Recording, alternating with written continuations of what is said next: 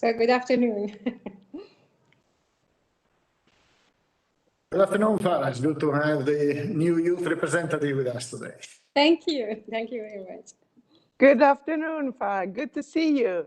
Good to see you too, Margareta. Thank you. Hello. And good to see you, Ambassador Sanier. Good afternoon, President. How are you?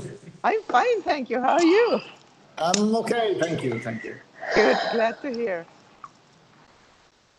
We're all here, so maybe we can start. I think we have a good level of participation. So let me wish a good afternoon to everybody. Welcome to this OSCE Parliamentary Assembly follow-up meeting with young political leaders. And I would like to begin with giving the floor, without further ado, to the President for her introductory comments. Margareta, you have the floor, please. Thank you very much, Ambassador Sanier. Dear colleagues, dear guests, I thank you all for joining us this afternoon for this event dedicated to young political leaders. Our last call for action event on youth was a first opportunity to hear from young leaders from our participating states and from within OSCE Parliamentary Assembly. We exchanged views on ways we can better involve young leaders in the activity and the work of OSCE PA, such as debates, decision-making, and to tackle challenging affecting the OSCE area in a more efficient way. While it is important that we discuss these issues, it is even more important that we follow up on the ideas that have been expressed. The decision should lead to implementation and action, just as the name of this project predicts, namely call for action. I am therefore pleased that today we have the opportunity to see where we stand regarding the recommendations that were made a few months ago. It was, for example, suggested to establish a PA Youth Special Representative that would work as a counterpart to the chairperson's personship Special Representative. And following my election as president of the OSCE PA, I am very pleased that I have appointed Ms. Farah Karimi to take on this portfolio.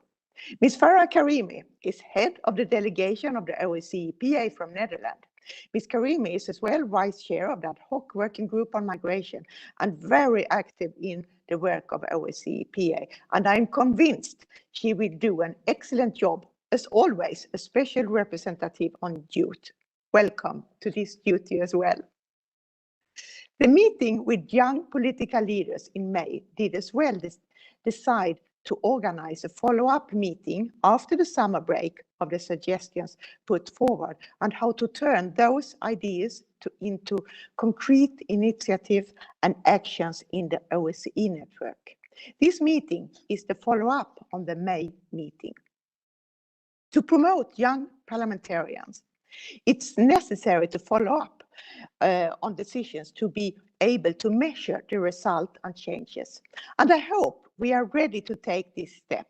Dr. Heidi Frey have done this, a special representative on gender, and her presentations and statistics show exactly the level of women participation in the OSCE work.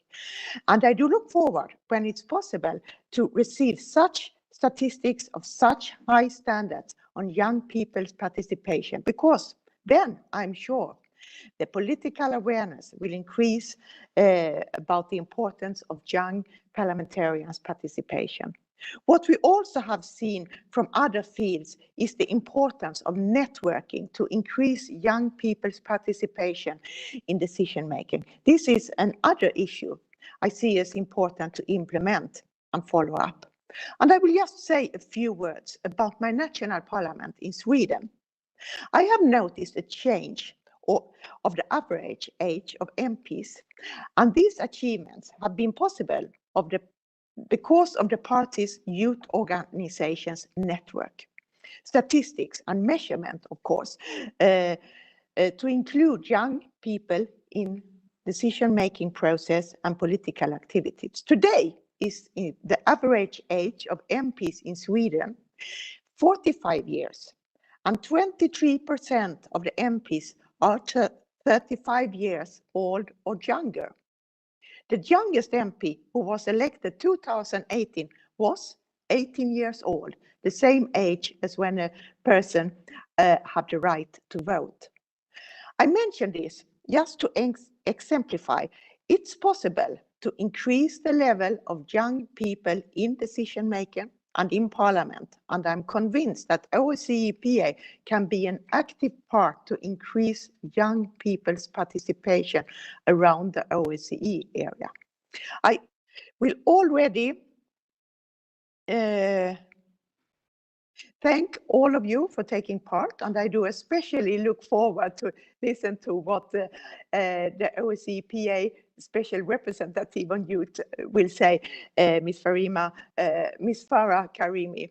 And I will also like to take this opportunity to welcome today's panelist, Ms. Sarah Al-Bassar, President of the IPU Forum of Young Parliamentarians, Mr. Roger Padreni from the delegation of Andorra to the OSCE PA, and Ms. Shannon Shimwell from the US Helsinki Commission representative to the US mission to the OSCE, as well as Ms. Augusta Featherstone from the UDIR.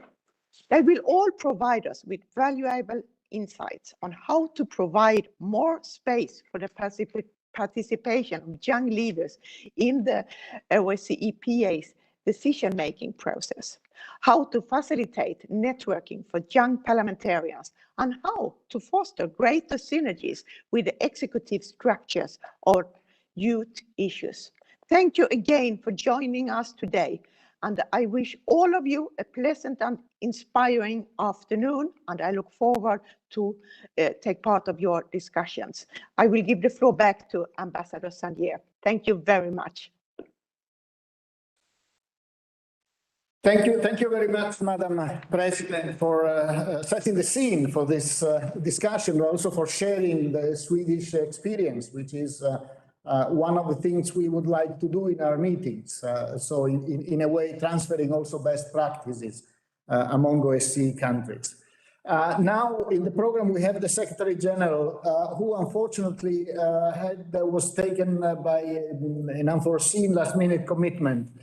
So I will make myself a couple of points from his speaking notes. Secretary General Montella believes that the operationalization of recommendations is something of crucial importance for the OSCE PA, something we could focus more on, especially at the time as a current one, where we have a larger range of activities and we can thereby be more impactful. He underlines the interlinkage between youth empowerment and youth vision and perspective. We need the first, he argues, to achieve the latter. As to the specific recommendations in the document, which is in fact summarizing the key points from the last discussion, he agrees on the need to involve more actively younger members of our delegations. The organization of the Youth Parliamentary Forum would indeed be an excellent initiative. And he is sure that in turn, this would also make the PA more interesting and would push younger members of Parliament to run for leadership positions in the Assembly, which was already his call a few months ago. And the second point he's making on these recommendations is that the establishment of a platform for experience sharing and networking to connect youth across the OSCE area would be extremely relevant. This is an initiative that would also have a huge potential to build synergies with the great work that is being done by the executive structures on this portfolio. And he also looks forward to Special Representative Karimi's engagement with her counterparts in Vienna on this. So this for the Secretary General, who might, if he manages, join us later at the later stage of the meeting. From my side, before passing the floor to Special Representative Karimi and congratulating her also from my side for her appointment, and of course looking forward to continuing working with her on these things. I would like to make a few points on the organization of the discussion. The way I see it is that there are a number of clusters of issues that need to be addressed, and I would encourage you to focus on these cluster of issues in the course of the discussion. First of all, the process. The creation of a forum was mentioned. The establishment of a network. The issue of representation in the Bureau and how will this come about, because we have seen in the discussion that youth representatives do feel a need for that, but of course they sit on different lines of the political spectrum. So it is important that they come up with issues that they feel are related to the youth agenda beyond party lines. And this leads to the second cluster of issues, which is the substance. It is important that the Helsinki Plus 50 can be a good opportunity to identify those sets of issues that should feature in a Helsinki document, but on which work can continue already as of now in the appropriate venues, in the forum, in the network, etc. Then the issue of youth mainstreaming.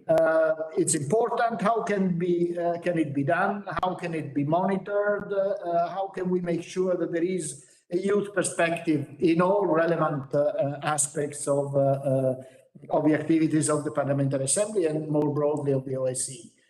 Then in the interaction with the governmental side, which is very active on youth issues, it's very well structured. So that's where I think also the special representative will play an important role in ensuring that the connections are established and there is a coherent overall action on this in the organization.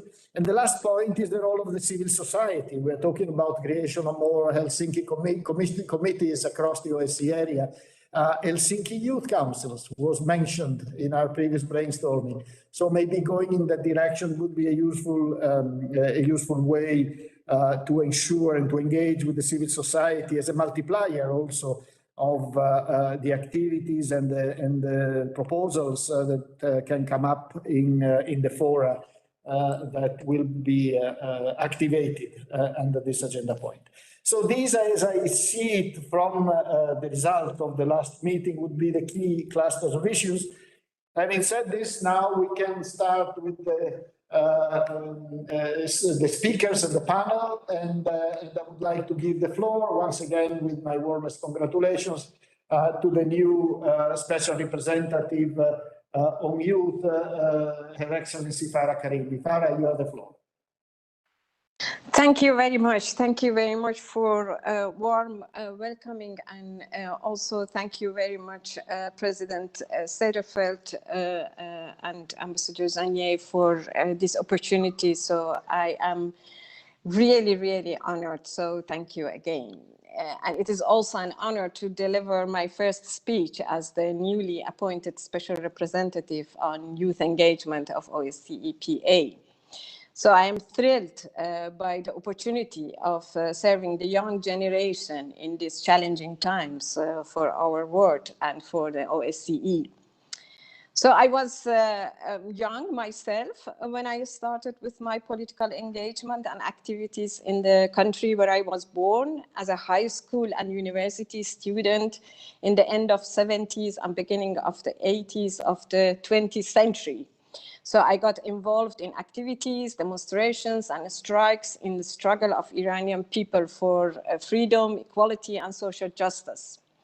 The 1979 revolution in Iran did unfortunately not bring freedom and democracy. On the contrary, for decades, people are facing oppression by an intolerant religious regime. And living in exile started actually very early for me when I entered Europe as a 22-year-old refugee. So my personal struggle for freedom, democracy, and social justice continues until today. With many lessons learned from a lifelong political and civic activism, I know how important, valuable, and relevant the political and social engagement of young people is with their societies. However, never before young and future generations, the generations of our children and grandchildren, have been facing such an insecure and uncertain future.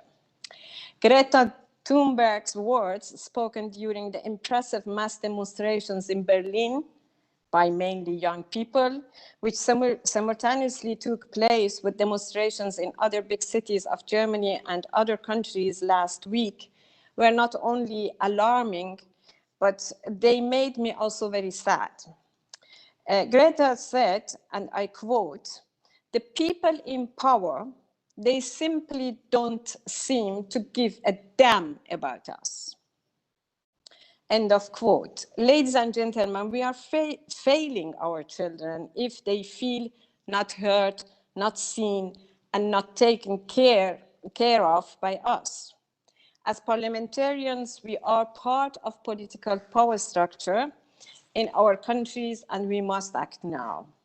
There is no time to lose. The threats of climate change to the future of young generations drive youngsters into the streets like we saw last week. Unfortunately, the climate crisis is not the only crisis of our time. We are also facing many other social, political, and security crises. My concerns about the state of our security, our democracy, and human rights were the reasons why I published a book in the beginning of September of this year.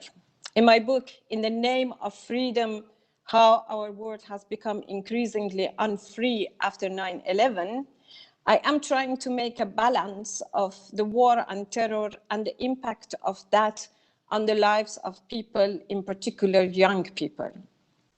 It is based on my own political and humanitarian work of the last 20 years. Today, people in their 20s only know 9/11 from the history books, from documentaries and films, and perhaps the stories of their parents. Today, people in their 20s only know one word, one in which our governments regularly warn their citizens with risk analysis of attacks and threat levels. We have 5 levels in the Netherlands: minimal, limited, significant, substantial, and critical.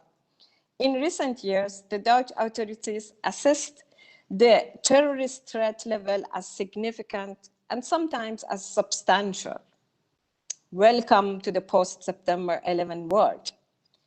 Today, those in their 20s actually live in wartime and imagine themselves still in peacetime. And since 9/11, we have been living in times of war on terror.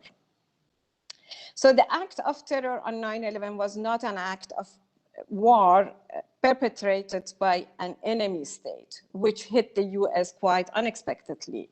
More than 3,000 people were killed that day. It would soon become apparent that the economic, political, and military centers of power had been carefully chosen by a group of fanatics. Young men felt called by their religious beliefs to carry out this terrorist attack on the superpower America, to punish it for its policies and actions against Islamic countries. They were prompted to do so by Osama bin Laden, a wealthy sheikh from Saudi Arabia who found his calling in a holy war against infidels. On the morning of September 11, 2001, a war broke out that continues in full force to this day. Some call it the global war on terror, others the holy jihad. After 20 years, this war has many ugly faces, hundreds of thousands of innocent victims, and no winners, but many profiteers. The reaction that followed that attack from the US and its allies was the beginning of an era during which other countries have been attacked and occupied. Regimes have been driven out and replaced. Unprecedented border and security checks have been put in place. New anti-terrorism laws gave police, intelligence, and security services far-reaching powers to spy on their own citizens. The internet has become the domain in which a propaganda war is raging on both sides. It offers the jihadists a platform to recruit fighters, to preach hatred, and to plant their ideas about a holy war in the hearts and minds of young Muslims worldwide. Populist political movements have sprung up and grown to the point where they are now conducting a sustained campaign of hatred and discrimination against Muslims in particular, as well as against migrant, refugees, and different-looking people in general, all in the name of the war on terror.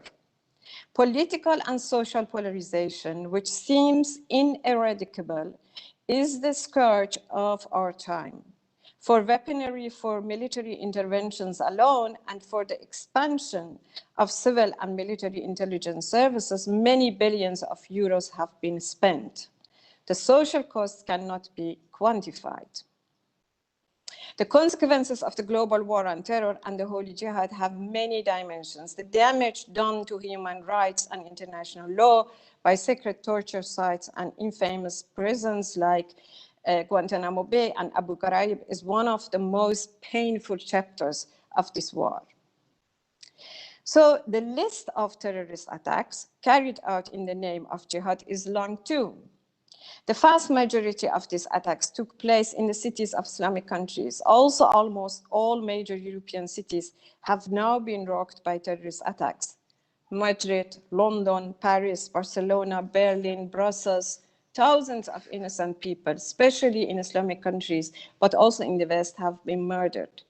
Young, promising Muslims who rightfully could have dreamed of a bright future have fallen prey to Islamic Jihad, transformed into murderers and criminals who were willing to leave heart and home to join the jihadists to wage war in Syria or to carry out attacks in Brussels, Paris, or elsewhere. Today, those in their 20s in our countries and other countries around the world witnessed a dramatic exit of NATO military in Afghanistan and the collapse of the Afghan government, which was built by 20 years' efforts of the international community and Afghans who believed in a democratic and free Afghanistan, where human rights are respected. For sure, it was far from perfect.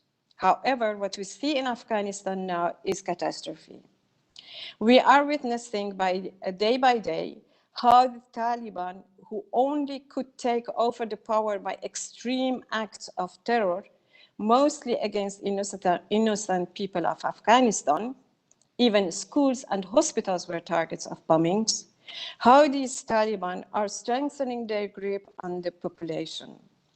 The Taliban regime is pushing Afghans back into the dark. Medieval times, where more than anybody else, women lose their rights of freedom and self-determination. They are again declared second-rank citizens with no rights. Not only the developments in Afghanistan show the failure of a military approach in dealing with terrorism, the ongoing war on terror in the Sahel countries, in Mali, Nigeria, Niger, and other countries show the same. There are more jihadi groups in the world than ever before. The brutality and violence used by jihadist groups like IS and others around the world is unimaginable. We must learn our lessons if we want our children and grandchildren to live in peace and security and enjoy human and democratic rights.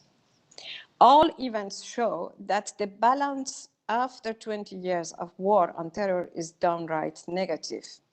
Despite the enormous costs, we are on the losing side in this war, no matter how difficult and sometimes hopeless the situation may look.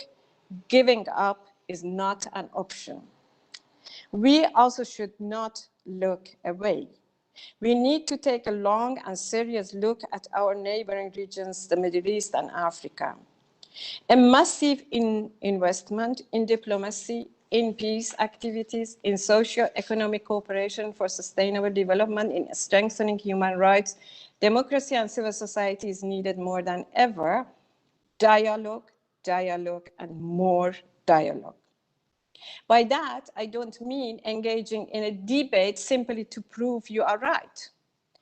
Permanently removing the ideological basis of the jihadists is, in my view, in my belief, the only way to win this war, not only at governmental level, but in all conceivable sectors and at all levels. Conversations and dialogues must take place. There is no other sustainable way in the fight against extremism and terrorism of whatever nature than investing in the resilience of societies. However expensive such an approach may be, it will cost considerably less than a military intervention. The wars with Iraq and Afghanistan cost the US alone more than $4,000 billion. In any case, the loss of human life can't be captured in a cost-benefit balance. The OSCE is an organization aware of the fact that security contains more than a military and defense dimension. An organization that came to understand in the last decades that without economic, democratic, and human security, we will not have a durable and sustainable peace. The OSCE is still a unique platform for an approach based on dialogue and mutual understanding. I am painfully aware of huge challenges that OSCE itself is facing in practicing dialogue and finding consensus to deliver its core mandate. Taking into account the learnings from the war on terror and the obvious failure of the efforts of the last 20 years, I call upon you, dear colleagues, to step up your willingness and efforts to empower the OSCE in order to deliver effective dialogue, conflict prevention, and resolution. The more we have effective dialogue amongst ourselves, the more we can impact security challenges coming from neighboring regions. Young people are relevant actors in delivering impactful dialogues. To be able to tap to their energy, we need, first of all, the recognition of the added value of youth engagement in our organization. Young parliamentarians can play an important role in achieving this recognition. As the Special Representative on Youth Engagement, I would like to work with our young parliamentarians to establish a network or forum of young parliamentarians in OSCE PA. This idea was, as is mentioned earlier, discussed during last meeting. In addition, I would like to work closely with President Sederfeld as principal sponsor, Secretary General Montella and Ambassador Zanier as facilitators of this process of designing ways to engage with young politicians and youth organizations from different parts of OSCE region in the Helsinki +50 call for action process. I am looking forward to our collaboration. Ladies and gentlemen, not only as a politician who started very young with the ideal of changing the world for a better place, but also as a mom and a grandma, I want the world to be a sustainable, safe, and peaceful place for all young and future generations. We can't leave our children to think that we simply don't give a damn about them. We need their engagement, their voice, and participation more than ever. Thank you very much. Thank you, Honorable Karimi, for sharing with us your vision and for the proposals you have put forward. I can't agree more with you that effective dialogue is key, especially in organizations like the OSCE. So that's where we need to invest in the beginning. And then, of course, I'm encouraged by your suggestions also to move fast on operationalizing creation of a forum and the network. So with this, and again, thanking you for this keynote address, I would like to open up the discussion with the members of the panel. The first is Roger Pandreni, is a member of the Andorran delegation to the Parliamentary Assembly of the OSCE. Roger, you have the floor. First of all, thank you very much, Ambassador Lamberto Zanier, and thank you very much to the organization for inviting me again to this youth meeting. As introduced in the last debate, we are living in a paradigm shift in youth policies. And the fact that today we are talking again about youth in the OSCE PA is a proof that this change is already here. A change in content with the introduction of the youth perspective, and change also in the form, encouraging the participation of young people in the processes of social transformation. A change that puts an end to the paternalism on which youth policies have been based so far. Obvious proof of this change are the different meetings on youth held in 2021. In the first months of the year, we had the meeting, the OSCE Parliamentary Assembly meeting with young political leaders, the 27th of May. Another one, celebrated the 4th of June, was also on youth, organized by the Group of Friends of Youth and Security. And then today we celebrate the third meeting. In addition, it's important to remember that a year ago, in February 2020, just before the world changed, another meeting on youth was held in Washington, organized by the US Helsinki Commission, the Future Leadership for Political Inclusion in the OSCE region, a seminar for young parliamentarians, from which a statement emerged, a joint declaration on the future leaderships for political inclusion in the OSCE region. Saying that, I want to say that my speech has been structured in 4 points. The first one is the proposals made so far. The second one is the current situation. The third one is looking ahead, the OSCE PA Youth Agreement, and a conclusion. So the first one, the proposals made so far. Also, as a representative of the Andorran delegation, in previous debates, I emphasized that institutions, both at the national but also in the supranational level, had to bring confidence to the new generations. To make this possible, I consider that first, structural changes are needed to give voice to the new generations. Some of these changes that we proposed from Andorra were the following. First, the first one was an OSCE PA Youth Parliamentary Forum. And I'm happy to listen from our special representative on youth that the OSCE PA Youth Parliamentary Forum will be created. An idea that we discussed during the Washington meeting in February 2020 and had previously been stated in the 2018 OSCE PA annual session in Berlin. I considered that this space was basic to allow the debate on youth and to include the shared needs of the youth group within any legislative initiative promoted by this organization. The second proposal was an OSCE PA Special Representative on Youth and Security. In parallel with the figure of the OSCE Special Representative on Youth and Security present at the ministerial branch, I believe that a counterpart figure was necessary in the parliamentary branch, that is, an OSCE PA Special Representative on Youth. As I said, a key figure to promote and give continuity to all the work attained by the OSCE PA on youth issues, and at the same time, a figure that collaborates with its counterpart of the ministerial branch. Saying that, the second point is the current situation. Today, as I said, I'm personally glad that the proposals made in the debates we had are taken into account, and that at the same time, we begin to see effective changes in the organization of which I am member, the OSCE PA. Specifically, I want to congratulate the new presidency led by Ms. Margareta Sederfeld for considering the proposal to create a specific representative for youth and now knowing about the Forum of Young Parliamentarians. Also, congratulations to Ms. Farah Karimi for being appointed OSCE PA Special Representative on Youth Engagement. However, we have to keep in mind that there are still steps to be taken.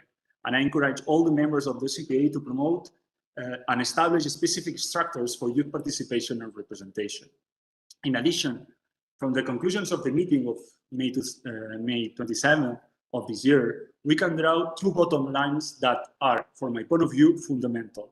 On one hand, to promote real decision-making within the OSCE PA, and on the other, capacity building. The clearest proof of achieving these two goals will be to see positions of responsibility within the Bureau represented by young parliamentarians. I believe that for the purpose of making it possible, it's important that there is a commitment from the set of political forces represented in the institution in order to ensure that the voice of young people is heard and that they have real decision-making capacity, especially on issues that affect them as well as if it comes to positions of responsibility in youth matters. Here, it's essential that in matters of youth, the OSCE PA works from the example and that the representative of youth is a young person. In this way, a real change in the OSCE PA will be demonstrated, a change that brings the institution closer to the youth of the member states. The ministerial part is a good example, with a person born in 1994, Ms. Rosalind Marvina, as also special representative on youth and security. So we have to we have taken steps and moved forward, but we still have room for improvement. And a similar conclusion of giving positions of responsibility to young parliamentarians is drawn from the magnificent report of the Interparliamentary Union, the youth participation in national parliament. Today, we don't have finally here Ms. Sahar Albazar, but I want to congratulate her on this document and for the work that has been done and the willingness to take the IPU Forum of Young Parliamentarians forward. We hope that in the future, the OCPA will also have a space of this nature and that we can collaborate on projects that affect young people. So the third point, as I said to you before, is looking ahead, the OSCE OCPA Youth Agreement. The work done by the Interparliamentary Union is essential to make an analysis of the current situation of youth in parliaments, both national and supranational. From the OCPA, I think it's time to do this analysis. And I believe that the analysis should not only be done from the parliamentary branch, but also in conjunction with the ministerial one, especially at this time, where the two branches of the OSCE have special representatives on youth. As I have said at the beginning, when I proposed the figure of the OCPA special representative on youth, I took in consideration the need for a figure to lead all the work done in the field of youth in the OSCE Parliamentary Assembly. And at the same time, I did so from the perspective that this figure should collaborate with its counterpart of the ministerial side to lead and coordinate joint OSCE projects on youth. I think that this is the moment, and the moment has already arrived, the moment when the two organizations, OSCE and OCPA, collaborate in a joint project. In this case, about youth, a project that I denominate the OSCE OCPA Youth Agreement. This project should include a list of priorities or measures that young people consider fundamental to include in the agenda of the two organizations for the coming years. Measures that at the same time include the perspective of youth in the public policies that are intended to be carried out. This must be a catalytic project to promote the participation of young people within the OSCE territory. In this sense, and taking up part of the issues discussed during the debate of the previous debate on May 27th, this project must allow the participation of both young people holding institutional or representative positions, as well as civil society, present in all member states of the OSCE territory. This way, it can be a horizontal project carried out by the youth and by the youth. Conclusion. The new proposal that I introduced today, and only to conclude, is that the creation of an OSCE OCPA Youth Agreement is essential to connect the youth of the OSCE and OCPA member states with the work that has been done from both organizations. This new proposal is connected with those previously made, the creation of a parliamentary youth forum and the figure of a special representative on youth. Two basic and necessary structural changes to make OCPA Youth Agreement feasible. In addition, this is a proposal that I can assure you is feasible. And I say this from my personal experience and from the experience of the whole of the Andorran delegations of the Consell General of Andorra, our parliament. A parliament that this past July 15, 2021, anonymously approved the Andorran Youth Agreement. This agreement, as I mentioned at the session of the last 27th of May, was settled and worked on by the contributions of the Andorran civil society and all the political parties represented in parliament, as well as extra-parliamentary forces. A project that sought to include the priorities of the youth of Andorra by establishing measures with a youth perspective in 11 different areas, from youth participation policies, labor or housing, to environmental and European and international policies. An agreement worked on in an initial phase, as I said, by the youth organization, and a later one by the parliamentary groups, based on the work done previously by the youth of our country. Therefore, one that followed a bottom-up model and that needs the consensus in all phases of the negotiation processes in order to better represent the whole of Andorra's youth. Also, as I said in the last meeting, in order to improve the reality of youth, not only a state response was enough, but a multilateral action was also needed to solve the shared problems among the youth of the member states of the OCPA. And this coordinated multilateral response between the OSCE and the OCPA must be the youth agreement, a means and an objective to bring the work of the OSCE OCPA closer to the young people and to build confidence in the new generations that what we do here, we do it to improve their well-being. In short, to show that the work of the OSCE and the OCPA is an effective and worthwhile task. Thank you very much.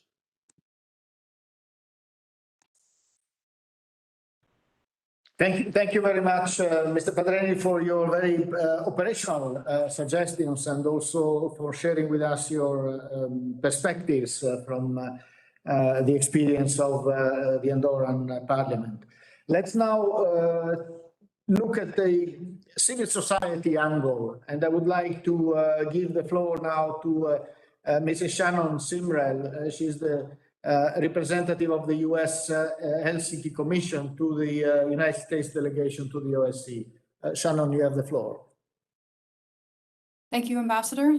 Excellencies, it is a great pleasure to take part in this discussion. I offer my remarks this afternoon, on behalf of the United States mission to OSCE and in the United States' role as one of the 3 co-chairs of OSCE's Group of Friends of Youth and Security. After sharing a few words about the group, I'd like to share some thoughts about closer cooperation between the OSCE PA and OSCE structures and the government side to advance the youth, peace, and security agenda together. As Spanish Ambassador Luis Cuesta shared during the first youth event in May, the Group of Friends of Youth and Security was established in 2015 and chaired alone by Spain until earlier this year. The Group of Friends is an informal, Vienna-based forum to advance the youth, peace, and security agenda, both within the OSCE and among OSCE participating states. Co-chaired currently by Spain, Kyrgyzstan, and the United States, the group aims to organize 3 meetings annually, one hosted by each co-chair, as well as side events at high-level meetings. Meetings are open to the entire OSCE and OSCE PA community and feature presentations by young leaders, governments, parliaments, and OSCE structures to draw attention to youth initiatives, to share best practices, and to encourage the meaningful participation of young men and women across all 3 dimensions of security. I welcome your thoughts on topics the group could address. Fortunately, we have seen real progress on advancing the youth, peace, and security agenda in recent years. OSCE has adopted several ministerial council texts, and successive chairs in office have named special representatives on youth since 2018, demonstrating a sustained political will and creating a literal space for youth at the table. Group co-chairs warmly welcome OSCE President Margareta Sederfeldt's naming of Ms. Farah Karimi as the special representative on youth engagement, the first OSCE PA position of its kind. Close cooperation among all special representatives to explore how they can be force multipliers for youth could be worth pursuing. As you heard today, the group is far from the only OSCE platform advocating for the YPS agenda. The Office of the Secretary General and the Office of the OSCE Secretary General and ODIHR have talented and very busy youth focal points who channel participating states' interest into youth-specific projects and initiatives. OSCE field missions have youth advisory groups and youth-centered and youth-responsive programming. The opportunities to engage in this area are nearly endless, and I laud my colleagues' creativity and energy. The OSCE PA colleagues could consider partnering with them and supporting them whenever possible. The group, which once strained to demonstrate that the youth, peace, and security agenda is not solely a first dimension security issue, now enjoys broad-based support, with most participating states recognizing youth not only as the objects of security programming, but partners in building responsive, informed, and durable solutions to the most challenging security questions we face today. According to the youth who participated in OSCE's flagship regional youth engagement initiatives, Perspectives 2030, key areas for concern for the region's youth include addressing the destabilizing role of new technologies, strengthening peace processes, managing climate change, and ensuring rule of law, human rights, and quality and relevant education for all. The Youth, Peace, and Security agenda is a big tent. Whether your priority is exploring how OSCE and the OSCE PA can be more responsive to addressing the YPS agenda, or in creating national structures to ensure parliaments and governments work more effectively with and for youth, there should be opportunities to engage which appeal to everyone. In this context, then, I offer several ways for your consideration that we could work together to advance the youth, peace, and security agenda. First, please use Ms. Karimi's offices to contact me to recommend themes and speakers for upcoming groups, meetings, and side events. We're currently planning our agendas for 2022. There may be opportunities to advance PA priorities on the government side. Also, consider greater coordination among OSCE and OSCE PA special representatives. This may be especially fruitful for youth issues, which are cross-dimensional. Be connected as appropriate with the officers responsible for the Youth, Peace, and Security agenda in your OSCE permanent missions. They have their own ideas on advancing YPS, but are also approached often, as I am, by OSCE seeking funding to implement programs. Adequate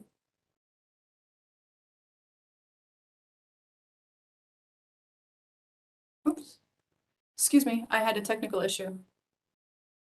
Adequate funding for youth, peace, and security will shape OSCE's engagement on this issue. Next, seek and accept invitations to participate in events organized by OSCE to familiarize yourself with its work and to demonstrate the PA's commitment to youth, peace, and security. The parliamentarian's perspective in OSCE programming is vital.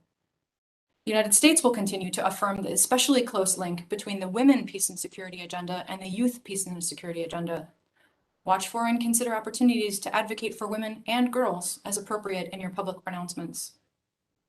As there's not one aspect of governance which does not impact youth, and for which youth are not integral stakeholders, from climate to taxes to elections to countering corruption and anti-Semitism, it may be useful to make it routine in all of your operations to ask, how can I incorporate a youth perspective into this initiative? And how can I bring youth to the table? The first question is about youth advocacy. The second is about ensuring their direct participation.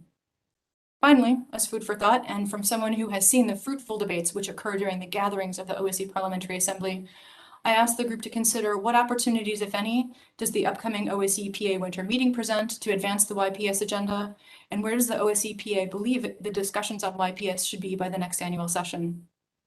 Also, what role might the OSCE permanent delegations, but also the committee chairs and special representative have in helping to achieve this? I'll leave it there for now, and thank you again for this invitation to participate in this important discussion. Thank you very much, Shannon, for sharing with us the activities of the working group and also for putting forward a number of interesting operational suggestions that have been duly noted. So we look forward to continuing also this discussion with you and the co-chairs, in any case with the representatives from the executive structures, and certainly, as I also mentioned in my introductory statements, encouraging constant interaction between special representatives on the two sides. I would like now to continue with Mrs. Augusta Featherstone. She's the Democratic Governance Officer in ODIHR in Warsaw. Augusta, you have the floor. Thank you so much. It's an honor and a pleasure, first of all, to be here and to take part in this forward-looking discussion.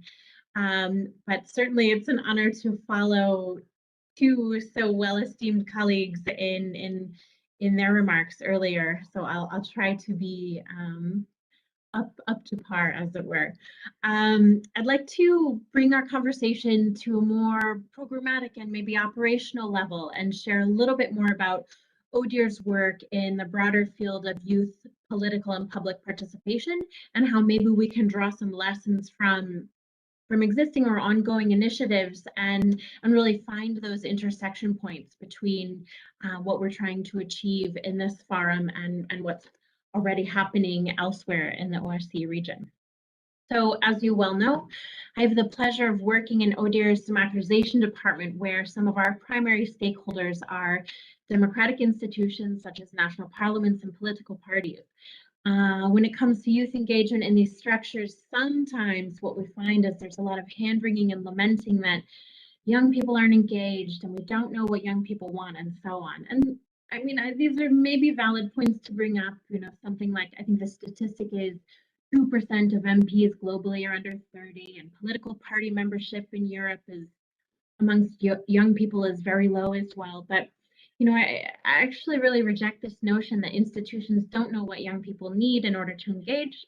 This isn't rocket science, and further reject the idea that young people themselves are to blame for some institutional structures that hinder meaningful youth engagement. So with that sort of as the base, maybe we look forward. So to that end, ODIHR's work in this field is really directed at supporting our institutional partners with technical expertise and practical tools that they can use in order to refine their own systems and structures youth mainstreaming by another name, as was mentioned earlier, in order to really foster meaningful youth engagement, as well as use our platform as an international organization to connect young people with decision-making bodies across the OSCE, which of course directly supports several of the highlights and outcomes from the OSCE PA Helsinki plus 50 meetings earlier this year and other earlier meetings that were taking place. So actually, to start, I'd really like to share with you some of the outcomes of a recent initiative where ODIHR and other institutional partners brought together young people, parliamentarians, international organizations, and private sector representatives, as well as other youth stakeholders, in a virtual space to connect the dots between international organizations, public bodies, and civil society, and really look at how those three lenses could be leveraged in support of young people's contributions to political and public life. That occasion served as a platform for young voices to contribute substantively to future policymaking in the OSCE region, because that work actually resulted in an agenda for youth and democracy, which was organized around 5 postulates. And these postulates offer concrete action points for various stakeholders, including national parliaments and parliamentarians and other public bodies, international organizations, and civil society actors. And I'd like to share them with you here because I think they help frame ODIHR's general work in this area, but I also think they offer, or could offer, I don't mean to presume, could offer a roadmap to put into practice some of the suggestions that were set out in the discussions we've been having earlier. So first, the first postulate is titled "The Need for Systemic Change," which is an appeal to OSCE participating states. And really this serves as an acknowledgement that young people are underrepresented by current political institutions, and then seek to channel their voices through maybe perhaps non-conventional ways. Likewise, democratic institutions seem reluctant to really fully understand and respond to the needs of a newer generation. Thus, emerging groups and other emerging tech platforms are filling a gap that traditional democratic actors are not able to fill.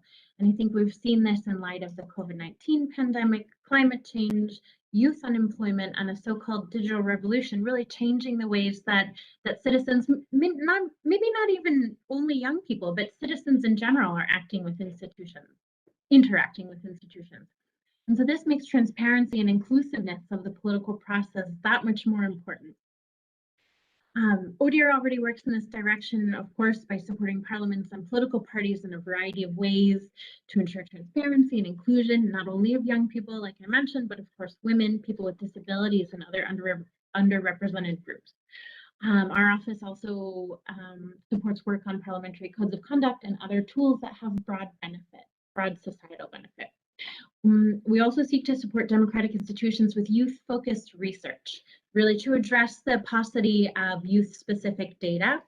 So youth-focused research such as the Youth Progress Index, which was first published in 2018, and the second edition was released earlier this year in June 2021, as well as other practical tools like our forthcoming publication on youth political participation, which will focus broadly on parliaments, political parties, and engagement in public life. The second postulate, of course, in the Agenda for Youth and Democracy is ensuring the independence of youth organizations. And so often the functioning and effectiveness of youth organizations ultimately depends on access to funds and a youth favorable environment. So ODIHR's analysis in this area suggests that sometimes bureaucratic operating methods of many institutions, as well as a perceived low return on investment, really do propagate a cycle of either low or no financial support for youth-focused activities. A lack of adequate resources, of course, diminishes the role that youth organizations can play in addressing current social challenges and hinders their ability to be present at decision-making tables of any kind, at any level. So this really makes the case for sustainable funding to ensure independent functioning of youth-focused and youth-serving organizations. And that would be a concrete recommendation here. Most recently, ODIHR worked with the National Youth Council, COMS, in Serbia to develop new training programs for new parliamentarians. Some of you may know that in Serbia last year, the largest convocation of young parliamentarians was elected to the parliament. And opportunities, these sort of these sort of entry points offer a real opportunity to raise youth-focused issues with elected officials who then have the power to ensure proper funding or proper support for youth-focused organizations, as an example. Third postulate has to do with reforming institutions, ensuring that decision-making bodies are inclusive of young people. And this is here where other colleagues had mentioned aspects related to youth mainstreaming. And really, institutions can engage young people in helping design institutional policies, strategies, and other mechanisms on a variety of topics, education, unemployment, justice, digital technology, social media, the whole laundry list, and assessing the very structure of whether their structure and processes are inclusive or conducive to youth engagement.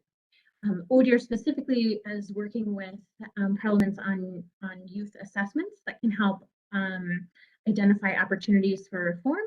And then I wanted to mention here a newly emerging joint initiative through the Office of the Secretary General, ODIHR, and the OSCE mission to Serbia.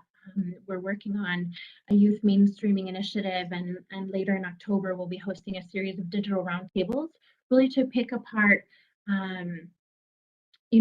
various aspects related to institutional youth mainstreaming that'll result in a practice paper that will be published later this year or early next year. So we would love additional voices and engagement from this group that's sort of in that initiative.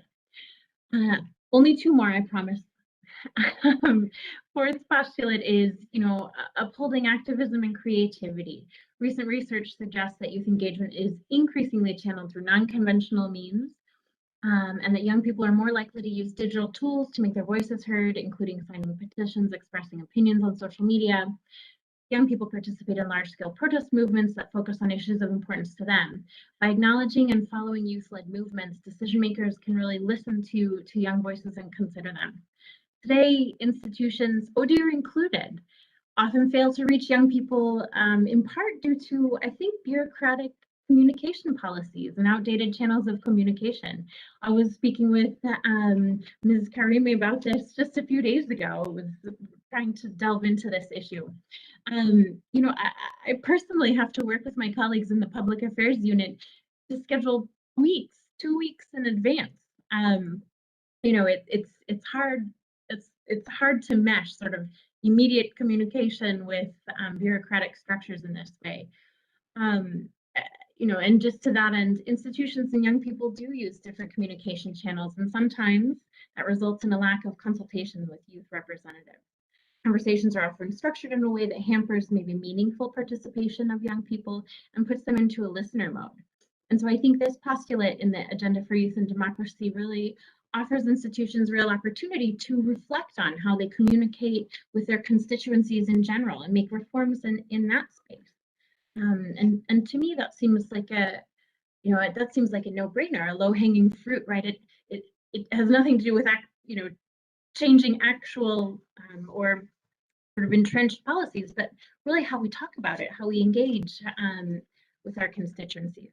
And then finally, the fifth postulate here is certainly investing in civic education and media literacy. And it's well known amongst this crowd, I think, and many others, that civic education is the foundation for an active and engaged citizenry.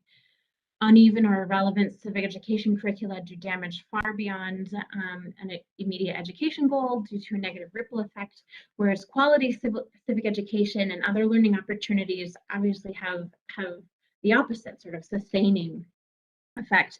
And within the context of the Agenda for Youth and Democracy, we found that young people who participated felt that NGOs and other international organizations in their country were the best sources of civic education rather than public institutions, including their own election administration bodies and schools.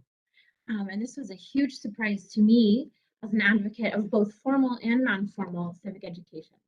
And so just a quick note, ODIHR works in this direction cross-departmentally by combining human rights and civic education and citizenship education, and by developing tools and guidelines for participating states to consider when strengthening these programs. I'll stop here and welcome further discussion on these or any other topics. I'm very excited for the second part of what we're talking about today. And I can try to put some of the links to the resources I mentioned in the chat as we're sort of going forward. Thank you very much. Ambassador, I cede the floor back. Thanks to you, Gesta, for the many useful examples and interesting suggestions on the way forward. So I think we'll keep that in mind as we proceed in our discussions. We were supposed now to have Ms. Sazar Al-Bazar. She is the president of the IPU Forum of Young Parliamentarians. Unfortunately, she informed us yesterday that she is unable to attend due to an unexpected last-minute commitment, but she has already prepared her intervention. She shared with us, and I've asked Guido Merigonia, who is advisor to Secretary General Montella, to share with us the key points from Cesar's intervention, so that we don't miss her contribution and we don't miss also the experience and the recommendations of the IPU in this important area. Guido, you have the floor. Thank you. Thank you, Ambassador. And indeed, we received the speaking notes of President Al-Bazar. I will not read them in full, but just pull out the key points and key aspects. As you know, the IPU is the global organization of parliaments representing 179 parliaments all around the world, so 90% of the world's population. And they declared youth political participation as one of their strategic priorities. The process was launched in 2010 with the resolution on youth participation that led in 2013 to the creation, and I think this is also very important for our discussion today, to the creation in 2013 of the Forum of Young Parliamentarians. The Forum as a permanent body of the IPU. It brings together young MPs to coordinate solutions on strengthening youth participation in parliaments and to mainstream youth perspectives throughout the work of the whole organization. Here I quote directly the report of President Al-Bazar. The forum has concretely changed the faces and activities of the IPU. In addition to being a place where young MPs connect and spread innovative practices, it has also helped lead reforms on the IPU as a whole to better empower young MPs. And I make three examples of this. Two examples, sorry. The first is the forum drove forward changes to the IPU's official rules to promote parliaments having more young MPs as part of their official delegations. And now, at the moment, 25% of delegates to the IPU are young MPs. And the second one, the president of the Forum of Young Parliamentarians is also, by statute, a permanent member of the IPU's executive committee. And I recall on this point also the call of our Secretary General Montella during our first meeting on this topic in May to young MPs in the OSCE Parliamentary Assembly to run for leadership positions as well. President Al-Bazar continues saying, of course, these are good results, but, and I quote again, we still have a steep hill to climb. Despite half of the world being under 30 years of age, only 2.6% of members of parliament are under 30. And the 37% of chambers of parliament do not even have one single MP under 30, calling for more action to do much better. She also writes, we are now in a defining moment in human history. Pandemic, climate change, new technologies, and she underlines how the talent, innovation, and vigor of youth are needed to confront these challenges. But so This was a first part on the reforms that the Youth Forum brought to the IPU, and there are now some general recommendations that the IPU is pushing forwards and that the Youth Forum is pushing forwards to national parliaments. And here I have three main points. The first one is that legal barriers closing the door to young men and women to run for office must be removed. So the proposal the IPU makes is to call for countries to align the age to run for elections with the voting age. The second recommendation is to adopt special measures to ensure that more young people have seats at the table. Introducing sort of youth quotas. And the third recommendation is to make running for office more accessible to young people. For example, helping financing the campaign of young candidates and strengthening the youth wings of political parties. This is, of course, a very short summary, but the IPU website features the latest report on youth participation. It contains both recommendations and data on levels of youth participation in parliaments throughout the whole world. One concluding message of President Al-Bazar is that, as for many other issues, recommendations are useful, but there is the need for increased political will to make them happen. In order to promote this political will, and this is the last point, the IPU launched a campaign intended exactly to support this recommendation. The campaign is called "Say Yes to Youth in Parliament." You find it also on the IPU website. The campaign promotes a bit the recommendations that I mentioned a few minutes ago, but it's a campaign that is open for signature to everybody. And so in her remarks, President Al-Bazar was calling also on the OSCE PA to endorse this campaign. There are already over 450 signatures. They include dozens of speakers of parliament, UN agency heads, heads of state as well. And so she hopes that the PA leadership and our members of parliament can sign as well. There is a link on the website, and it should be able to endorse it. So yeah, with this, Ambassador, I give the floor back to you. I think these were the main points of the full remarks that were shared with us from President Al-Bazar, and of course we will remain in contact with her and hope to maybe host her at the next meeting. Thank you. Thank you, Guido. And I think we should all be grateful to President Al-Bazar for sharing with us these remarks. I found many elements of interest in what they are doing. They are more advanced, obviously, than the OSCE. And so there are ideas there that certainly the OSCE can work on.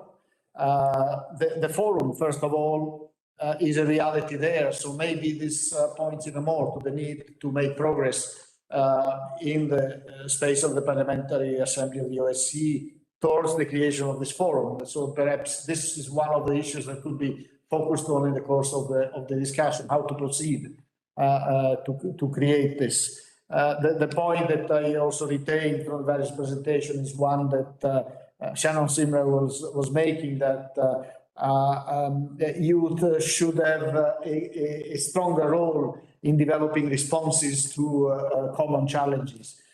So I think we need really to see what are the areas, what are the tools that can help us move in the direction of making this happen. Some of the recommendations that we hear from the IPU, like aligning the age for active and passive electoral participation, I think are useful, and perhaps some work could be done in that area. So I see also here quite a few ideas that might be picked up by the special representative and worked on and discussed on with delegations. So the issue of representation in some of the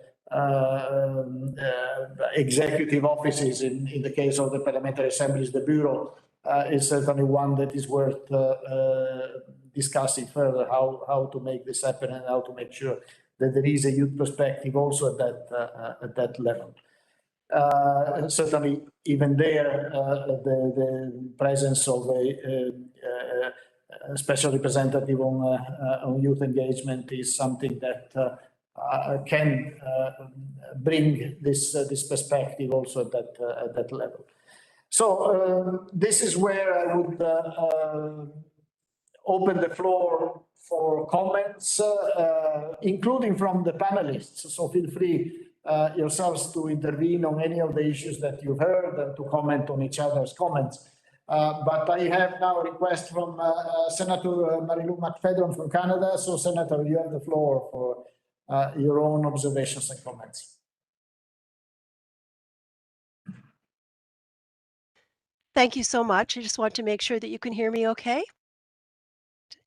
Greetings to President Setterfeld and all colleagues, and thank you to OSCE Special Representative Farah Karimi for your excellent observations today, especially your analysis of jihadist forces and militaristic responses exemplified in the collapse of Afghanistan. Canada is the only country to make a firm commitment to accept up to 40,000 Afghans. And as a Canadian senator, my team and I have been actively involved in trying to assist with extractions of Afghan women leaders, including parliamentarians and young athletes who have been notably targeted by the Taliban, left behind by our forces. One of the strongest leaders in the Canadian government in advancing this commitment was also one of our youngest cabinet ministers, and she is an Afghan Canadian woman, the Honorable Maryam Monsef. Special Representative Karimi and panelists, your points are underscored by the 2021 and 2020 IPU studies on youth parliamentary engagement, which noted people under 30 years of age make up only 2.6% of the world's parliamentarians. 17% of the world's parliamentarians are aged under 40. 73% of the world's upper houses of parliament have no parliamentarians aged under 30.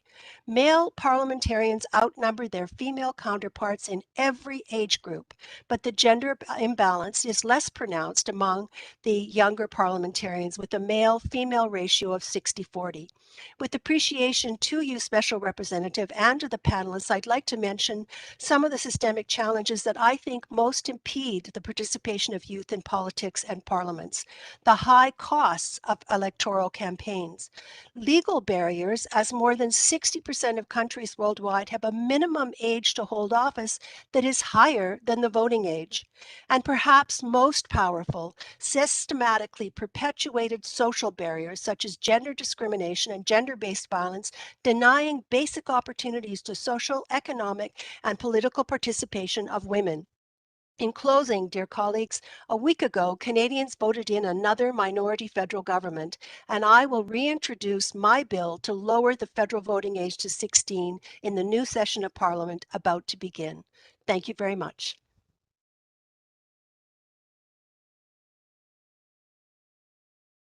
Thank you, Senator. We have now Daniel Gratzer, Fridays for Future Austria. Please. Thank you a lot. And also thank you for the opportunity for me to be here. It's an honor and it's a great opportunity. So basically, a point that I wanted to also provide for the discussion, because obviously me not being part of any OSCE structures, I won't be able to directly suggest very precise measures, but I might be able to provide perspectives that otherwise could go unnoticed. So one such perspective I would like to share is, and that is in the light of why youth participation in such processes is actually important. And I heard before, it is adaptation through fresh perspectives. So innovation was mentioned, youth vision was mentioned. So making a society more adaptable to changing circumstances, but also resilience of societies. In that such a big part of population is not going unnoticed, as was also mentioned in the introduction speech. And then On that background, I would like to draw the attention to the fact that we also should not forget the factors that limit youth engagement actively.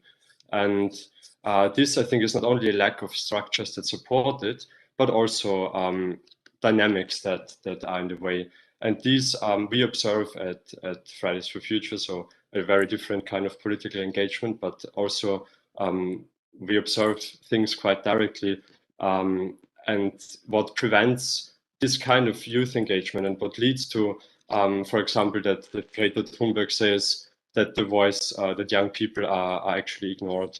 I found a few points. One is obviously connections to lobbying structures and to companies and this kind of influence. Another thing which I deem very important is I call it social information structures, which basically means that we gain our information also to a big extent from the people around us, which is especially true in political parties that compete among each other. And this often allows the perspective of young people it does not allow the perspective of young people to enter a discourse properly.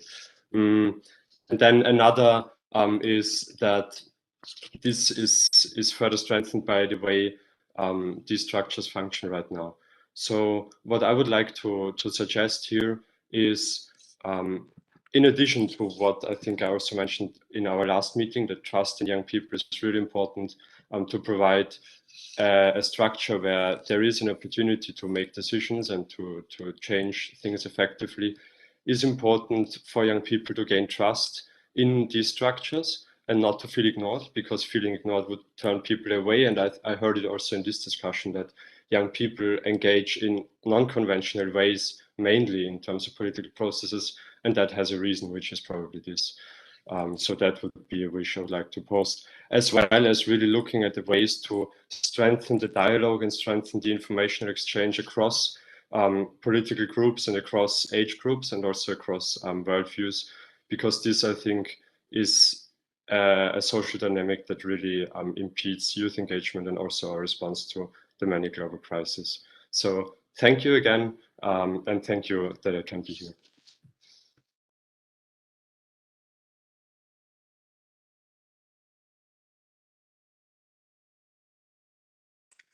Thank you very much. The next speaker is Bogdan Gruyere from the Romanian Parliament.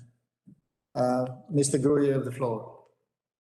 Yes, hello, hello everybody. It was a very interesting debate today, and it's a great honor to be part of that, because they investing in political issues about young people represent the investing in the future of our communities and of our country and culture at the same time.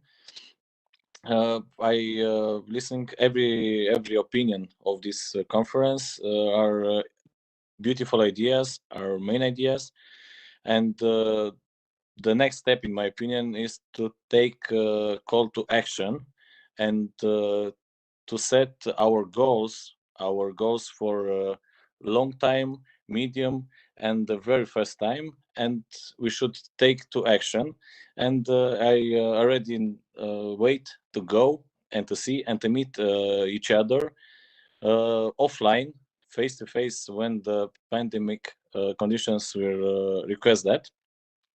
And about ideas, to make a network of ideas between the political youth leaders, I think is the main idea, starting with these ideas and to public policies.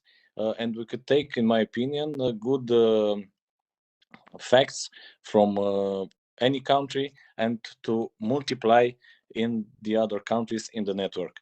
I think that is the next step, and I really wait to meet you and to start the first main action in this forum about political youth policies. Thank you very much. It's an honor and a pleasure to meet you in that field, and wait to see face to face or still on Zoom on the next time, and to start the first project directly. Thank you very much. Thank you. Your suggestion has been noted. And let me now put a couple of questions. Sorry for putting people a bit on the spot.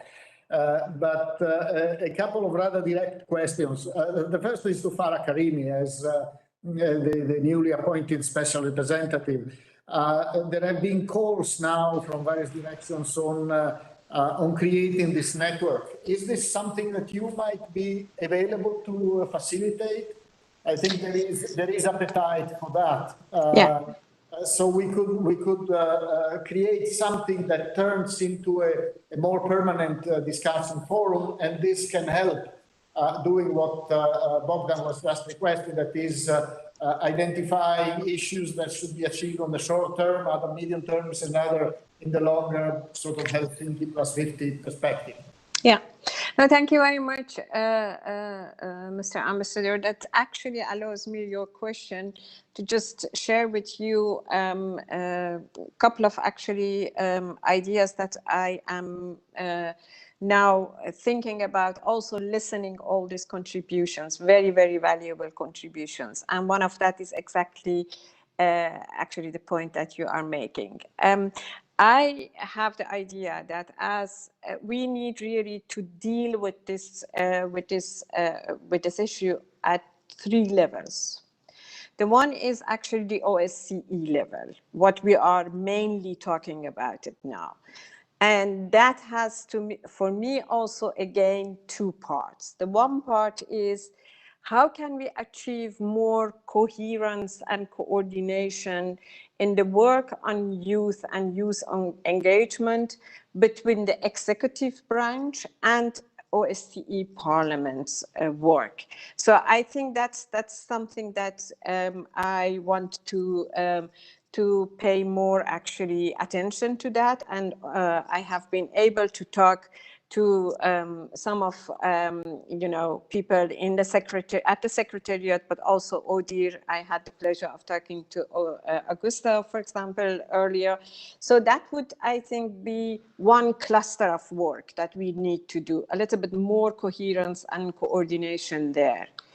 And the second part, when it really comes to OSCE itself, is OSCE PA. And there comes this idea of forum. And I think that's an excellent idea. There is a lot of appetite for it, and also appetite from young people themselves. And that's really very important. And I am absolutely committed to contact, our young parliamentarians in the OSCE PA with the support of OSCE PA Secretary, and to see what could be the next steps to operationalize that. I mean, for creating a platform and network, you need people. So you need people who want really to meet each other and to connect to each other. That's the first thing that you need. So there, I think we have to start to think about, okay, what do we need to really arrange such a meeting, and what would be the next? And IPU example is a very good one. I think it is very inspiring to look at that. But again, you don't need to duplicate, but you have to learn. So I think that's a good thing. And the third thing, when it comes to OSCE itself, is how are we going to create a good engagement of young parliamentarians and youth organizations in this Helsinki 50+ process. I think these are the 3 items that I am thinking about at the OSCE level itself. Then the second level is, for me, actually the national level. A lot of engagement between youth and actually public sector takes at a national level place, not at the OSCE level. It takes at the level of engagement between the national institutions and, of course, the youth. So there again, I think we need really to think about what kind of mechanisms or what kind of peer review is possible. I am looking for what is already done by the institutions of OSCE, and how can we as OSCE PA be supportive on that and really engage in it, and also support and encourage actually the national governments to do more about that. So in that sense, also the role of the field officers is, I think, very key. So this is the second level. And the third part, I think, the third possible role for a special representative on youth engagement from the OSCE PA is actually the advocacy work that that I can do with the support of actually all the other colleagues. So this is really the three things that I think, and yes, the forum, I think, is one of the very concrete, or network is one of the very concrete steps that we can take very soon. Thank you very much, and I think this is already a very clear direction that you're pointing to. Certainly, the national level, in addition to the various initiatives at the level of the Parliamentary Assembly and at the level of the coordination among the parliamentary side and the institutions and the rest of the OSCE, have come up now a number of times in the discussion. So certainly it seems to me that it is inevitable that we will have to move in that, you will have to move in that direction.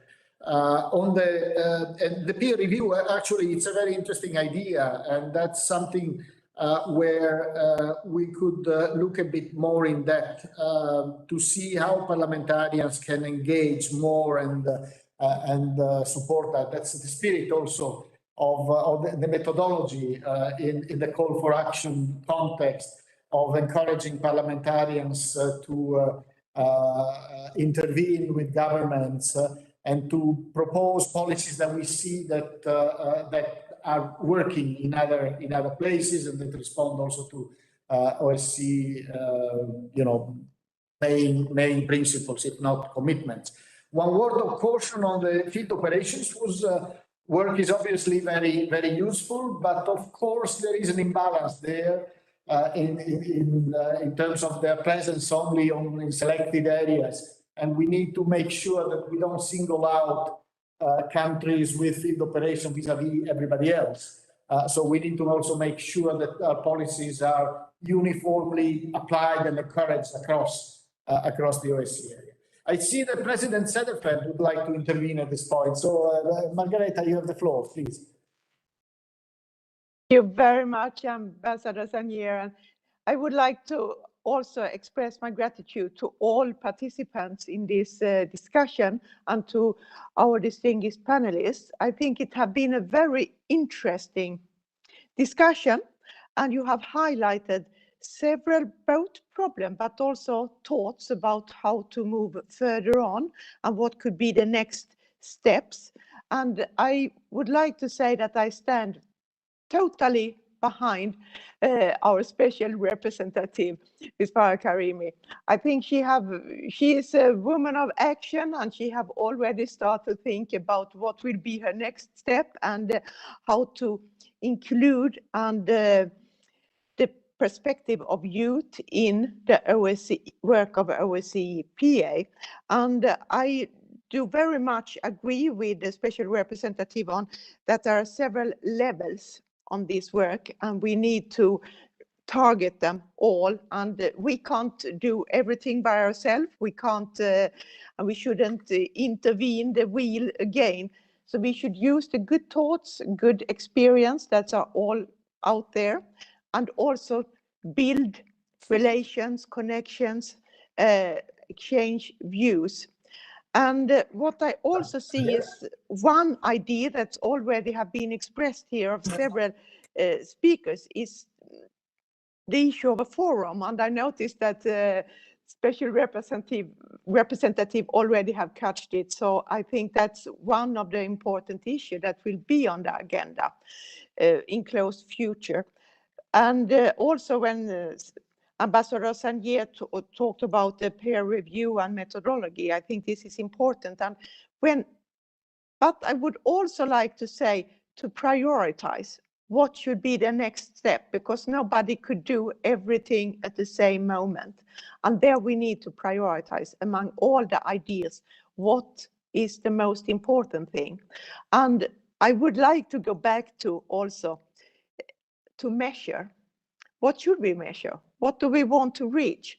Is it a higher level of young parliamentarian in OSCE PA? Is it a higher level of young parliamentarians in the the OSCE member countries, or is it the engagement activity of young people in the OSCE region? Is it the higher participants among young people in NGOs, for example, or civil society, or is it the higher level of interaction between parliamentarian and young people? I think this is also an issue for a special representative to start to think about and have a dialogue, maybe a topic for the forum, how to go further on this. But I am full of trust for the future, and I think that we will take steps forward on this important goal, and we will do it together with others. So by this, I would like once again to underline that I have really enjoyed this event, and I congratulate all of you to your important intervention, and I look forward to the further cooperation with Special Representative Ms. Farah Karimi, and you have my full support. Thank you. Thank you very much, President Sederfeld. And I would like also to encourage everybody, the questions that she has raised, including the last one as to who are we talking to, and so who is the audience, are questions for everybody. So everybody should feel free also to come in and comment on these points. There is another issue that also President has raised, which is the forum. Now this idea of the forum, and we go back to the Washington decision some time ago. In particular, Roger Padreni raised this, and Andorra was a strong proponent on this. So I would like to give the floor back to Roger, asking him also, among other things that he may want to touch upon, whether he would like to share with us his ideas on what are the steps that would be required to create this forum, and how does it see it operate? Roger. Thank you very much, Ambassador, and thank you very much also for the two last speeches of our representative on youth and also from our president. I think that we are in a moment that we have to celebrate it. As I have said in my first speech, we have now a representative, and then we also want to create a forum. So these were the two first steps that I had on mind, and I proposed them. And I'm happy to see that now we have here these two ideas, and we are talking. The first thing I want to say, it's a question. You know? That when we talk about the forum, we have to have in mind is to know what the youth want, or how we can express the youth priorities in a structure, no? in this kind of structure as the forum can be. In this sense, as I have said before, I think that this youth forum of the OSCE PA can have two branches. So one branch where all the parliamentarians that in a young age can participate, but this branch also has to be connected to another branch. So a branch where the civil society and the other parliamentarians that are not members of the delegations of their countries, but they are young parliamentarians in the OSCE territory, they can also participate. So I think if we can manage to have all of this in a forum or in a structure, the priorities of the youth of the OSCE territory will be better represented. As I have said before, what I had on mind is to create firstly the special representative. Now we have the two special representatives, the one from the ministerial branch and the other one from the parliamentarian one. So that's important because we can coordinate projects. And what I have proposed before is to create an OSCE PA agreement in order to emphasize and also to show that the OSCE is open. But before to arrive in this final stage, an OSCE PA agreement, it's important what we have said, to know which kind of forum we have, to know how can be the space where the ideas can be created. So this is the most important thing, because if not, we will not arrive to this kind of youth agreement. And I think it's very important because the youth agreement finally will include the priorities and the main policies that the youth of the OSCE territory they want. But before to arrive there, it's important to have these two first stages: the representative, the kind of forum that we have to elect, or we have to debate which kind of forum we want, and then to arrive in this final stage that is the OSCE PA agreement. An agreement that also, as the representative Karimi has said, I think that has to follow these three levels to connect the OSCE with the OSCE PA, and also to have this ways where the civil society can participate, and then also to connect all the work done that we do here from the OSCE PA or the OSCE to the national parliament, but also to connect the national work that has been done in different state members also to the OSCE PA or the OSCE. So it's important to have this two-way connection. And this is the only thing that I wanted to say.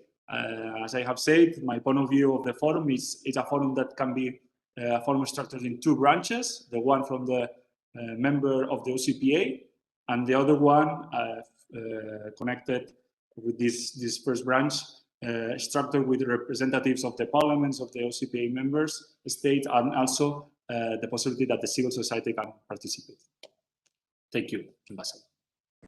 Well, based on everything I'm hearing, I would say that the first step is necessarily to be the creation of this network, because there is a need for, how can I say, a permanent conduit of dialogue that would allow to do also what President Sederfeld mentioned earlier, the need to set the priorities. So it's rather clear from the discussion what the issues are. The relations with, well, first of all, the establishment of the forum, the relations with the governmental side, and so the overall OSCE policy, the national side, and the best practices. So there are a number of steps, and it's up to you, of course, to decide how to order them and ensure also that there are ways for the voice of the youth, how can I say, part of the Parliamentary Assembly to be heard in the decision-making forum. So to me, you need a tool to do all this, and the network is probably the easiest way to make sure that there is an ongoing, more or less continuing dialogue that would allow you to achieve that. And then every now and then we could maybe plug in from the Helsinki Plus 50 perspective to see where you are and what are the issues that should be put on the agenda of the call for action as a result of your own internal work. So it seems to me now it's time for the special representative to start playing a fuller role and to use the tools that are at her disposal and the availability of the young parliamentarians to engage in this network, to start from there, setting the ball in motion and building the next steps. So this would be, in a way, my concluding observation, and I would like to pass the floor to Farah if she wishes to also share with us her own impressions after this. I thought interesting discussion. Of course, there's plenty of things on the table, but as President Sederfeld said, we need to prioritize, and we need a tool to ensure that there is a path towards that prioritization. Yeah, thank you very much. I think you are absolutely right in your summary. By the way, Mr. Ambassador, your point taken about the field officers, I understand fully what you mean, and we need, of course, to take into account what is going on in all different countries in our region. But I agree with your summary, and I think that's really, I will be in touch. The next step should be that I contact some of these active young parliamentarians. That's really the first step to see, okay, what are the ideas about the forum? We have heard it from our most active young parliamentarian, and I think it is important to see whether there are also other ideas about it, and then also to talk to the Secretariat and to see how we can really actually put it in action. I think we need some support there. And that's obvious, and I am very happy that we have support of our president. That's very, very important. And then with that support, I think we can really take the next steps and then see what is needed for you know, to be able to organize, to facilitate the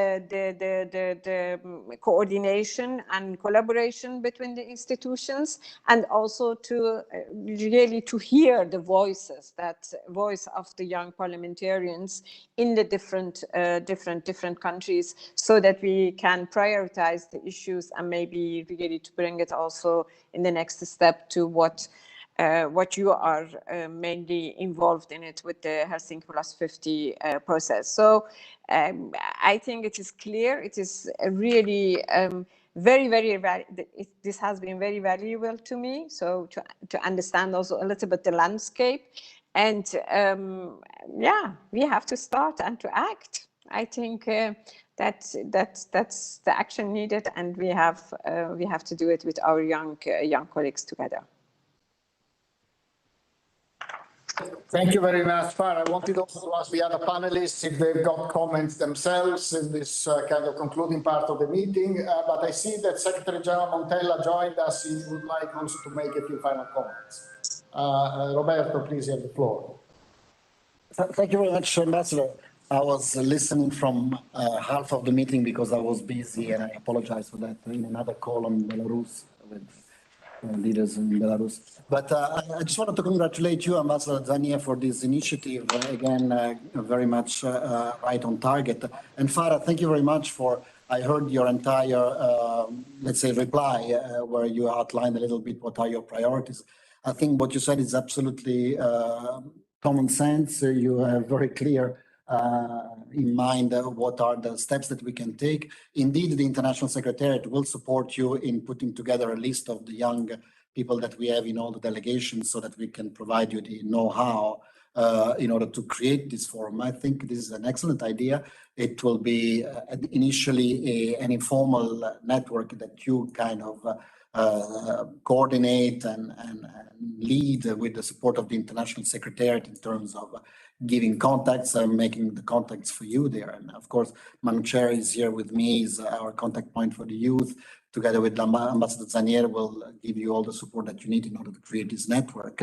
I think you also were right on target what you said. Let's see also what the OSCE governmental side is doing. I can see Anastasia Fusco and others from the Secretariat also deals with these issues. So it's good that we plug in with what is existing also in the OSCE, so that we do not duplicate. But I think that you know very well how international organizations work. I mean, from your remarks, I'm very much encouraged that you have your priorities very well set. So you can rest assured, you can count on the International Secretariat. We will give you full support. This International Secretariat, I said at the first meeting, besides saying the obvious that we need to support the youth and we have to encourage the youth to take a more important role, we actually implement this. In my speaking points, there was the word operationalization of recommendations. Here we have done it. You know, we have 6 new JPOs in the office in Vienna. We have just started in the 1st of September to 1st of October, actually, they're officially starting the new responsibilities. So we very much believe in youth empowerment at the OSCE Secretariat, which is where I can actually have impact and influence. So rest assured that you will find a friend in the International Secretariat in supporting your mission. And thank you very much for all those who are participating. I see also from the ODIHR side, there is a former young fellow of the OSCE PA program. So I see that we are leaving good traces also in other institutions. So thank you very much for your contribution. Thank you.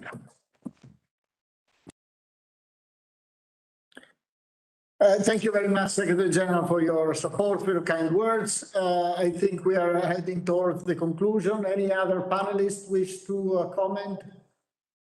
Oh, I see Mr. Grazer wants still to make a comment. A quick one. If I may, thank you a lot. Just a very quick one. So just one suggestion, because I think there are many good suggestions on the table right now as to all the problems addressed. I want to add one perspective that I didn't use so much yet, and that is the connection between parliamentary structures and the society as a whole. So young people deciding to enter parliamentary structures and how to make that easier.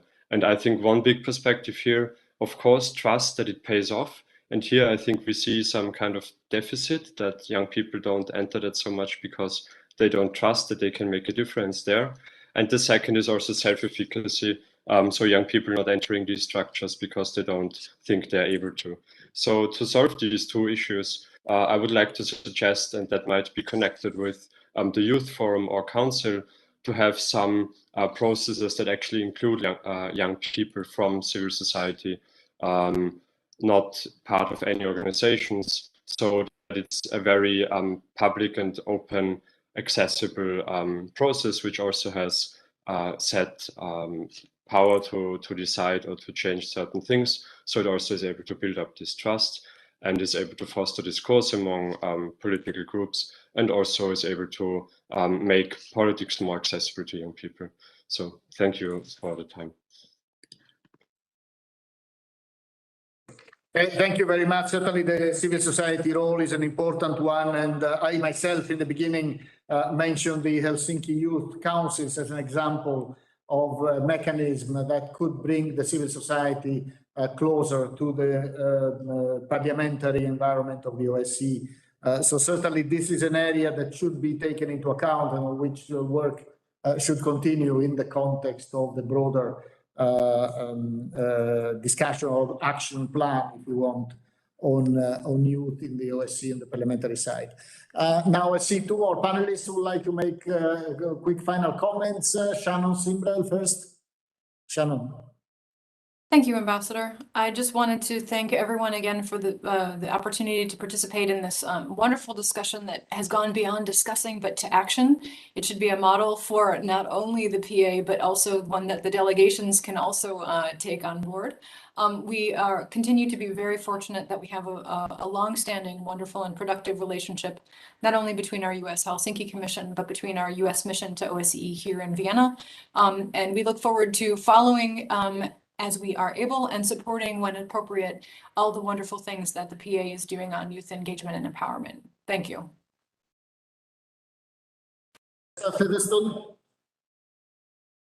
you. I just wanted to take a moment to really acknowledge the tremendous amount of work that's been done. I think we've explored it a bit through this discussion, but just to say, thank you for continuing to advance. Each time we have a meeting like this, each time we discuss sort of youth engagement in various fora, it really adds to, it adds to the conversation that's already happened. It was unimaginable, more than a decade ago when I first started in the OSCE, as Secretary General Montella mentioned, a research fellow in the PA. We didn't talk about these issues at all. They didn't come up. It was nowhere on the agenda. And so to see sort of the evolution until now, when we're talking about actions and working with and for youth across the OSCE, it's just remarkable. I see also representatives from Poland, which will be the incoming chairperson in office, and hopefully we can continue some of these discussions as we move forward. Thank you for the opportunity to be here. Very much appreciate it, and very much looking forward to working with everyone here as we continue on. Thanks. Thank you very much, Augusta. And since we are talking about the relations with the governmental side, we have Anastasia Pusko from the OSCE Secretariat. Anastasia. Good afternoon. I was silent until now because I was more in listening mode, but since Roberto mentioned me, I felt maybe I should show up. And I would like just to say that from our side, it was an extremely positive development, the news of a new the first ever special representative of the OSCE PA on youth. So we really commended this decision, especially for an organization as the OSCE. We need more political support, especially where to promote a unifying agenda, consensual agenda. And I also much appreciate the focus not on the why, but really on the how, really find practical steps. This is something that together with ODIHR and with the missions on the ground and with the group of friends of youth and security we are trying to do now. We really shifted the focus on the being concrete, on having results. I really welcome the concrete proposals that were put forward, And as usual, we stand ready to support the organization. So please count on us. Thank you. Excellent. Thank you very much, Anastasia. And now, final intervention from President Sederfeld. Margareta, please. Thank you very much, Ambassador Sangier. I will be very short. It was just under comments on parliamentarians and the age of parliamentarians. And I think we can, as a parliamentarian organization, have an impact on this if that's what we want to prioritize, because we need to do the prioritizing first of all. And as I mentioned in my initial speech, it was that in Sweden, in my country, we have these days 23% of the parliamentarians are below 35 years old.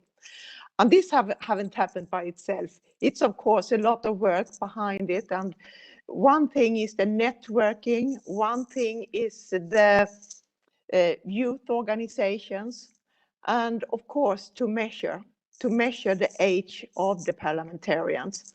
And we are right now up in the process in my country to prioritize who should be our candidates for the next election, to the region, to the municipality, to the national parliaments. And I am a part of these nomination committees for the municipality. And when I am interviewing the young candidates, why do you want to be a candidate? What do you want to achieve? I must say that it's a little bit different perspective from elder people, but not that much. They want to take part in decision making. They want to make their voice heard. They have thoughts about the labor market, about tax system, about education, about environment, about peace, security. A little bit different thoughts. And I think it's important to include those voices. And I could see that we, once again, as a parliamentarian organization, can do a lot on this arena to increase the possibility to young people to make their voice heard. And once again, we can't do it by ourselves, but we will do what we can. And Farah Karimi have my full support, a special representative, and I will as well, of course, do anything I can as president to support the development that we can increase the participation of young people in the work of OSCE PA. Thank you very much. And thank you, Ambassador Sangier, for hosting this event. It has been a pleasure to take part here. Thank you. Thanks to you, President Sederfeld. With this, we will conclude our meeting. It seems to me that there is a clear idea on a possible path forward. Of course, Special Representative Karimi will play a key role in the next steps, and we will certainly remain at the disposal of everybody to assist in the further development of this very important, how can I say, policy area for the OSCE, and I would say for the international community in future as we move towards increasingly difficult global challenges. It is inevitable that our young people play a key role in helping us putting together effective policies to address them. Thank you very much. Have a nice evening, everybody, and thank you for your participation and your support. Thank you very much. Thank you.